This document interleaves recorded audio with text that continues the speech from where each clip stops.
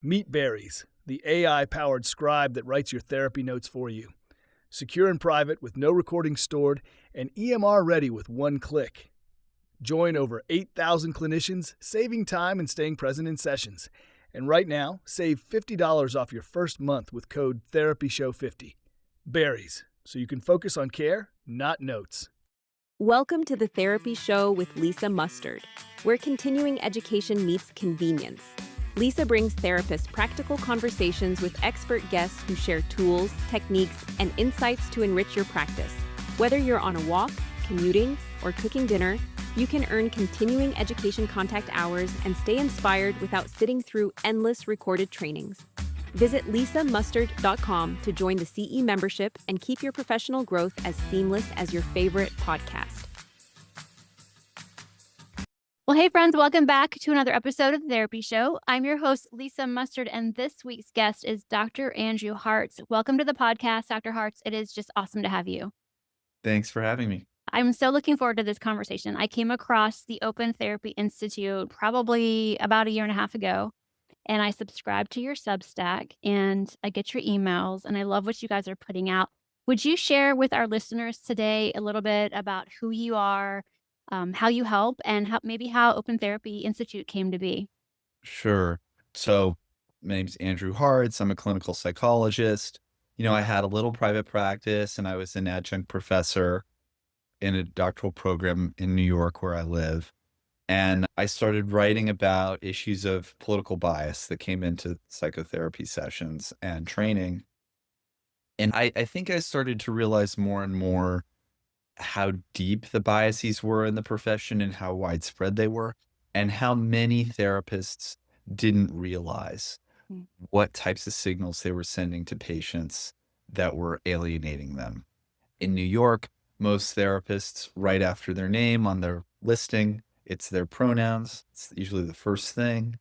They do that primarily because they want to be inclusive, and they have no clue that they're signaling to a lot of people that they adhere to a whole series of ideologies about gender, but just about politics generally, that are pushing people away or setting up how their therapy is going to proceed. Other things are just like the way they do the intake, not asking about religion, not asking about politics. Most therapists assume that most patients assume the therapist is liberal. The field is about 90% on the left. So if you don't have anything indicating openness, there's a lot of caution often in bringing up concerns that they have about values or worldview.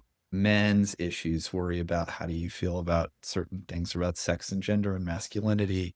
We talked about, since we've started, we've done continuing ed workshops and written journal articles about a number of things, from people who self-censor, people who are canceled, psychotherapy for gun owners, abortion, just anything. And what we've been finding is that political issues are issues that people feel incredibly strongly about, huge, intense affect and emotion around them, difficult to talk about. People are very dysregulated by these issues, and they lead to not just emotion dysregulation and distress, but interpersonal conflict, life problems, estrangement, divorce. So the idea that we're not skilled at talking with the full range of political opinions out there about the full range of topics that people have such strong feelings about, and their lives are being so shaped by these things, and we're not capable of engaging in a productive way, is a huge blind spot. And so Open Therapy Institute started to kind of document these things to try to help therapists get better at working with these patients.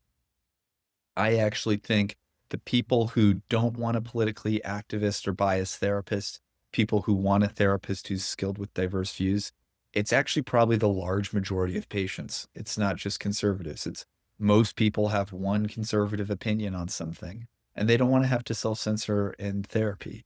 So we think there's huge opportunity for therapists to grow their practice by developing specialties, working with these populations, and finding ways to connect with them.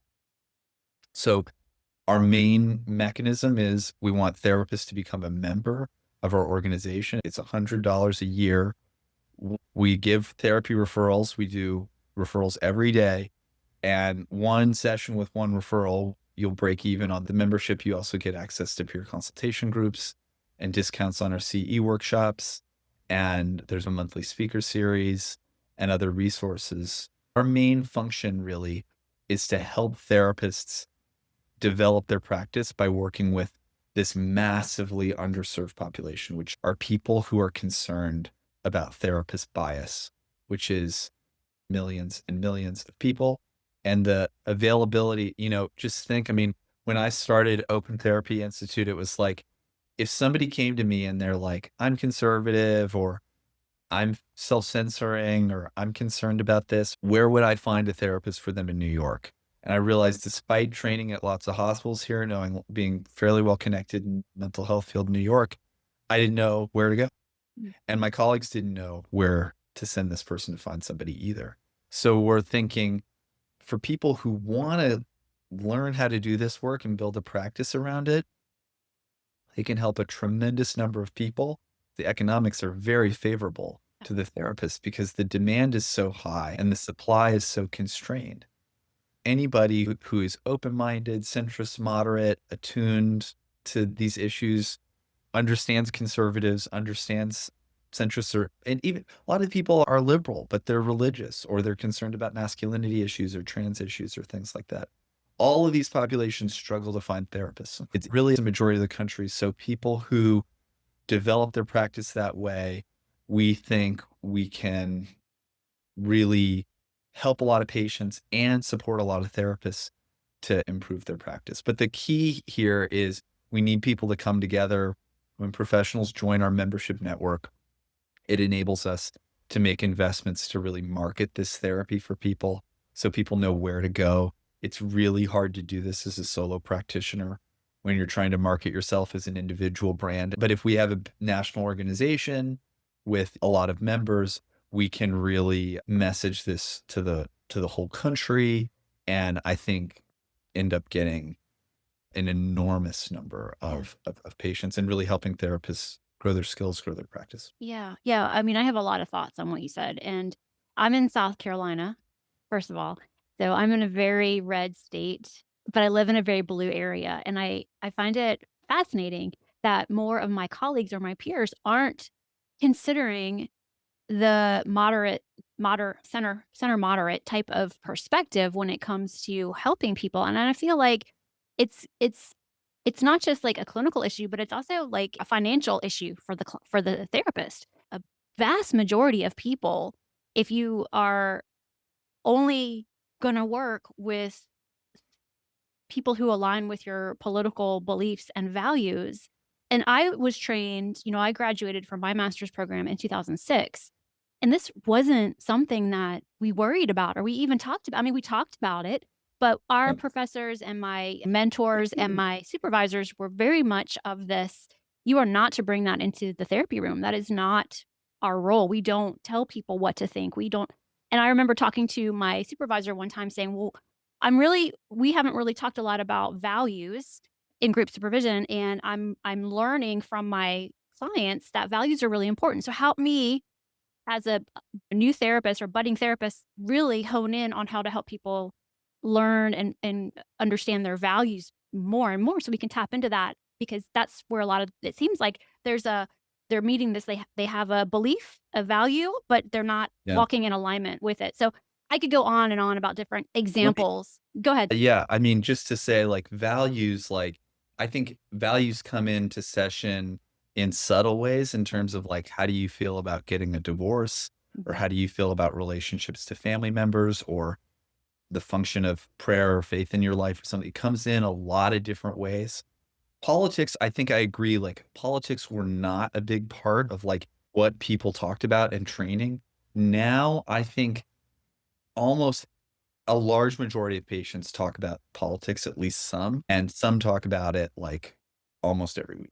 Right. And so it's just culture has shifted around this, which is one of the reasons why people need to improve their skill around it. I think there's also it's kind of a social infrastructure problem where when you're alone and the field is so left dominated, it's really over 90% of therapists are on the left.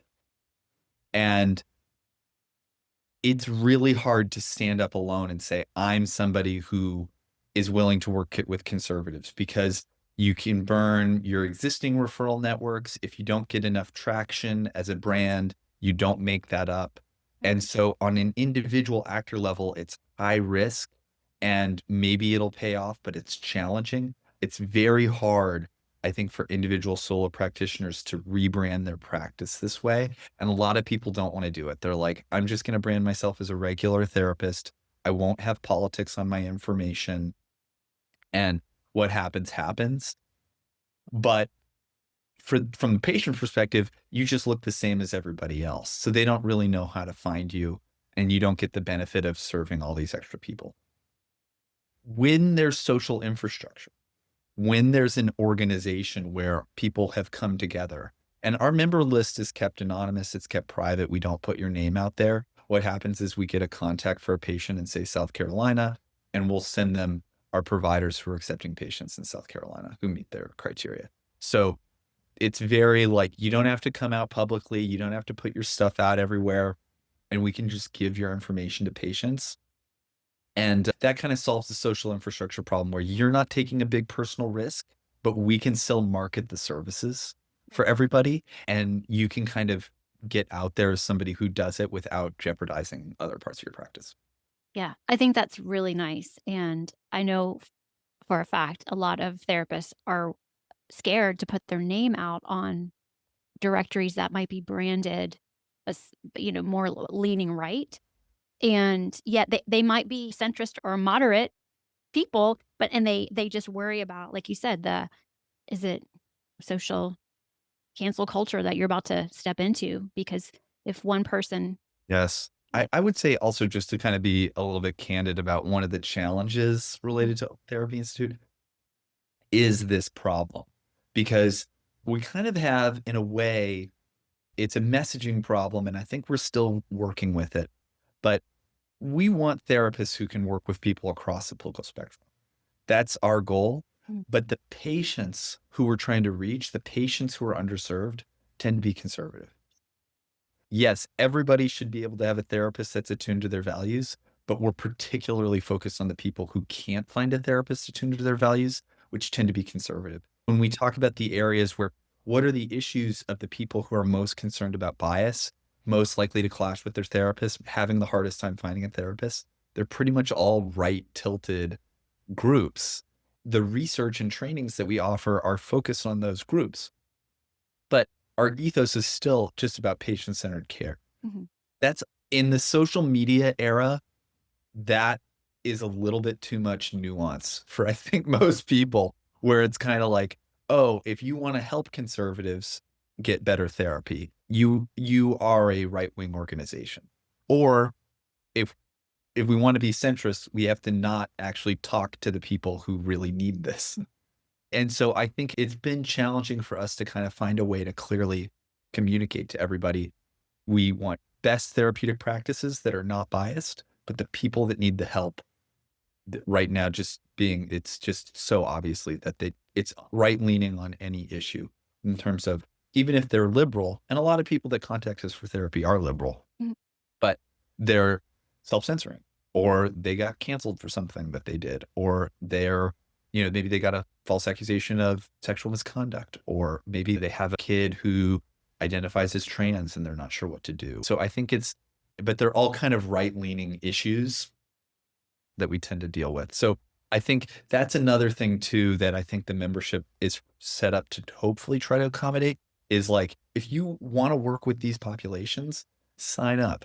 And one session will pay for the whole year, and you can get some CEs too if you want, but you don't have to publicly come out saying you're in favor of anything. It just lets us get services to these people. Yeah. Yeah. So how many? You said you have over 100 members. Is that right? It's $100 Oh, a year okay. for the membership. Right now, I think we're at about 320 members Nice. nationwide. And some of them are students, some of them are international. So it's kind of like, but if we can get to 1,000 members, we could probably have the country pretty well covered, where it really makes sense to have big campaigns promoting the services.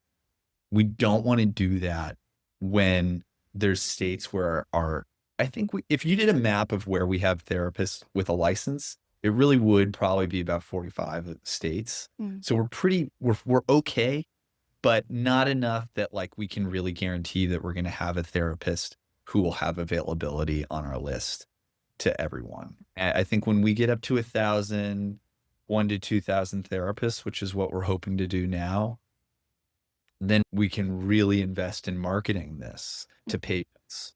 Mm. But we don't want to do that when we can't really make sure that we're going to fill it. We pretty much fill most referrals, and we're making some internal changes to our system to make sure that we can fill more. So like, and especially if they're in a populous state. Mm. But yeah, I'd say maybe we fill 80 to 90%, but like but it's not 100. I think we really want to get more therapists before we start really marketing the Yeah. clinical, which is probably the next step. Right. And as a therapist, let's just say I were to sign up. When I sign up, do I have an opportunity to make, a space for all the things I specialize in? If I take insurance, if I'm private pay, all of that is there. Yeah, we have to be very cautious about space. We really want, and some of this will change over time. We're kind of like seeing what works and what Mhm. does a little bit. But right now we're transitioning to a new form, which we're going to share with our members pretty soon. We ask, yeah, what insurance you take, what your fee range is, if you take insurance, Mm. what your fee range is. We want an address for in-person sessions if you offer them, contact information, all the states where you're licensed. And in terms of specialties, we really want it to be no more than 5 words. Mm. We really 3 specialties. Okay. It starts to get confusing if everybody lists 10 specialties and it's like, no, you kind of got to pull your punches here. Mhm. And we're encouraging people to pick 3, Sure. but there you can do up to 5. Well, that makes sense. I totally can understand because you have somebody who is matching or who's looking at the. I think right now, what would be great is to build an integrated system where somebody hits all the specifiers that they're looking for and immediately gets an email with people who are available who meet their criteria, and it's totally automated. I think people can probably guess that creating a system like that that works is probably, I mean, it's at least 50 grand, probably 100 grand. Right. We're just not ready to make that investment now. But, that's the type of thing that we can do when we grow. Yeah. Right now, it's more like we get your basic information, people in that state who request somebody will forward it to. But it's pretty limited. Mhm. But I would love to have something that was more tailored, where Mhm. maybe people could say what they're looking for and we could give them, or something, but not right now. Yeah. I'm just always really curious about the back end of things. Doing what I do Yes. and, creating CE courses, I'm always looking at different ways of systems and processes and wondering, is there a better way to do this? So I was just kind of curious what it looked like behind the curtain a little Oh, bit yeah. for y'all. Well, yeah, I mean, we're kind of always fiddling with this Mhm. stuff. I mean, we do offer CE courses, and I did want to mention this. Mhm. We have 2 workshops. One's in January, or sorry, one's February, and it's just about gender and sexuality. Our focus with each one of these most of our talks that we do in workshops are the first one that's ever been done in the profession on like that area. So we have a talk on non-binary and asexual identities, on psychotherapy with people who detransition, and on some masculinity issues in couples counseling. So just 3 talks. They tend to be like TED Talk length, really short, 30 minutes, full of information. They're very engaging. That's our February workshop. Then we have one that's not until April, our next one, which is about political conflict and bias in therapy. And in particular, we're focusing on families and couples that have political conflict. We're talking about political conflict as an emotion regulation issue. This is really important because I think one of the reasons why therapists stumble with engaging with politics is they're kind of not sure what to do with it. A lot of times it's because we're focused on the content. We're focused on the ideas that the person is saying, and we're not realizing if they're talking about it in therapy, it probably means that There's a reason for that, and it's usually that there's an emotion dysregulation component to it. Engaging with it that way is a politically neutral way to be helpful around a shared therapeutic goal. So it's just such a powerful idea to pivot to doing work around politics, because I think people are often uncomfortable and shy. They don't know how to do it. Similarly with religion, that's a big part of why therapists avoid it. They think they're going to just get a fight going or something, and so they just agree or avoid. But this framework really Yeah. helps. If somebody's bringing political distress to a session over and over again, it's not really about the politics. I mean, it can be, that can be like the trigger, but there's so much more underneath that we're doing a disservice if we don't, how can you, I guess that's Well, just my thing. I definitely wouldn't want to invalidate their concerns. Sure. And I definitely wouldn't want to pathologize their reaction or anything. It's more just thinking, have your view. I'm not trying to change your mind on anything. I'm trying to argue about this. But even if you're right on everything, how can you be as effective as you can be and live the best life that you can be in this context? That's the type of thing that we can help with. Right. If that's not a concern, you know, there is a limited amount that you can get out of talking about it in session. But if that is part of the concern, that there's a problem, and maybe it's how to connect to people, maybe it's how to speak up constructively, maybe it's how to manage people that you disagree with, or maybe it's just tolerating what's happening in the world and thinking about the best way to respond. But with the important thing is, it's really, really helpful to have a theoretical framing for this, that therapists can go in and not feel frozen or lost. And I think we need similar types of framing around spirituality and religion. I mean, that's another place where I think people avoid for similar reasons. I don't want to just argue about with them. I don't want to just approve. I don't really know what to do or how to frame this in a way that's constructive, because I'm not a faith-based counselor. But so they avoid it. And you need a way of integrating it into your work where you're not avoiding it, but you're also not arguing with them or invalidating them or attacking them or agreeing all the time. So that you need a clinically good lens to approach this stuff. This stuff is hard. These are hard issues. And the last thing I would want to do is imply that it's super easy to talk to any patient about any political thing. It's challenging. Yes. I think that's another thing, especially like families that have political conflict or couples that have political conflict. You have to kind of tease out what's the politics and what's the couple dynamic or family dynamic. That talk is in April. I think we have a pretty lively group of people that typically come. We usually stay for a short, informal conversation afterwards if you want to connect and share thoughts with other people.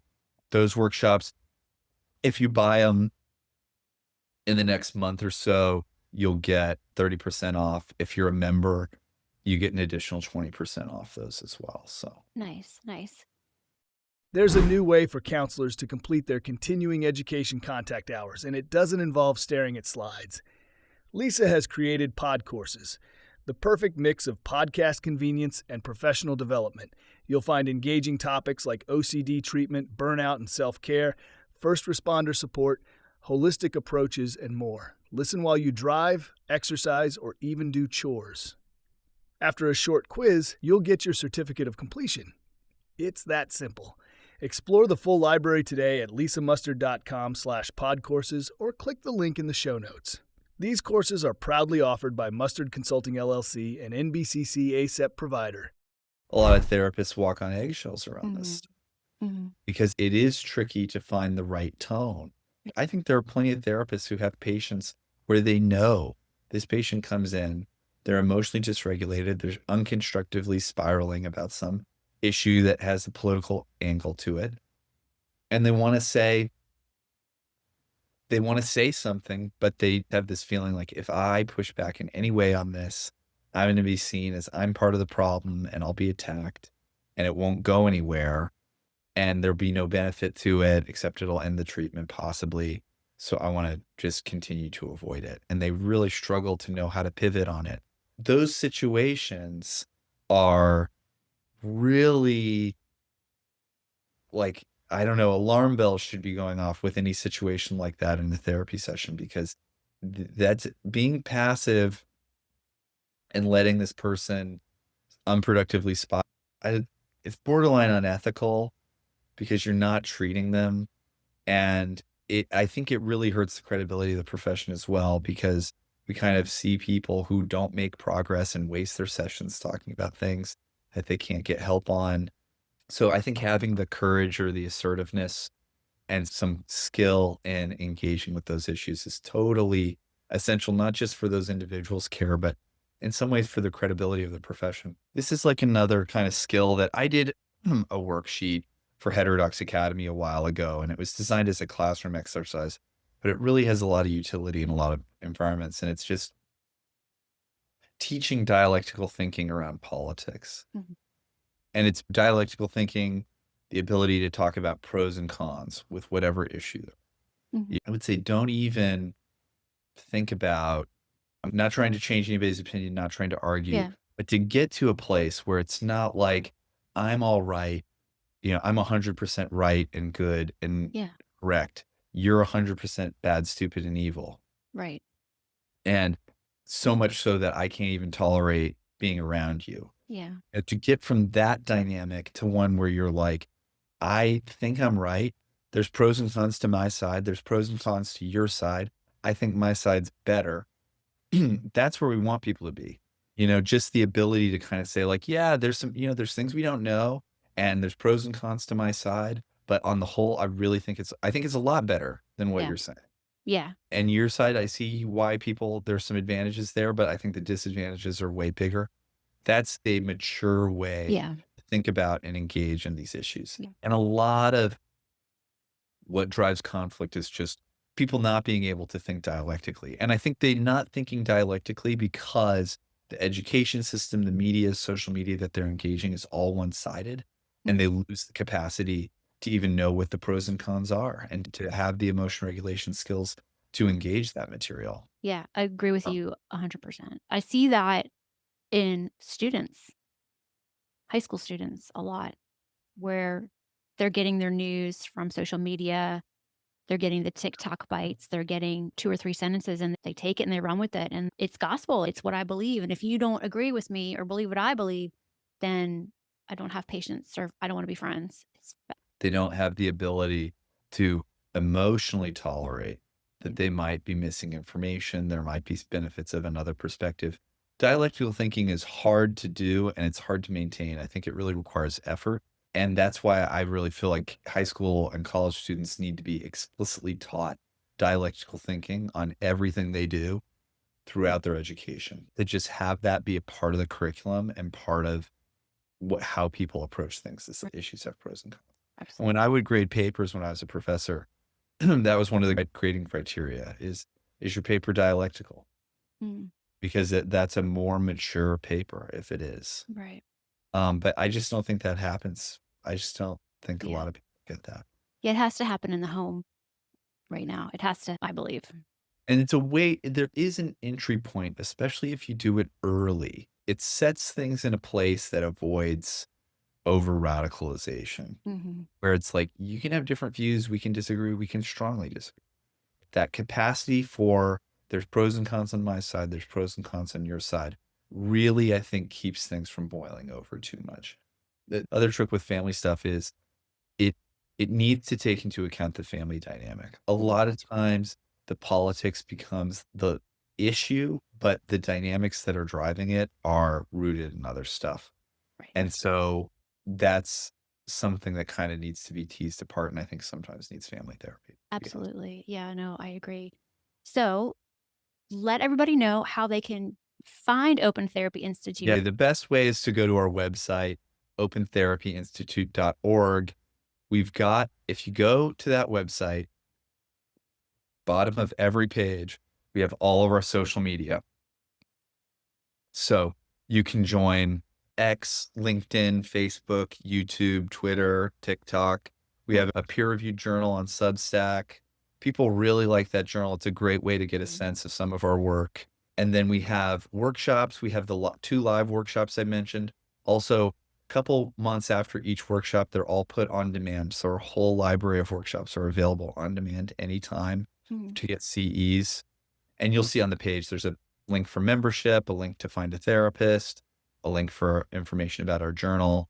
It's all there. And by the way, I would say any and every way that we can be supported is helpful. Sharing our information with other professionals, sharing it with patients, donations help, but not even that, just following us on social media, reposting what we post, liking what we post. All of that stuff makes a huge difference and helps us grow tremendously. Any way you can help is very much appreciated. And we're always looking for more therapists. I will put the links in the show notes. I'll definitely add the Substack. Sign up. That's my favorite way to learn about what y'all are doing. I read every Substack you send. I read your articles and your journal, and I really think what you're doing is so needed. You're helping so many people get the care that it's so hard to find right now. Really appreciate what you all are doing. I think it's really exciting. I think that this can really be something that changes mental health care. It starts to address all the biases in the field. I really think it can have a positive effect on patients and everyone in the country. So thank you so much for having me on.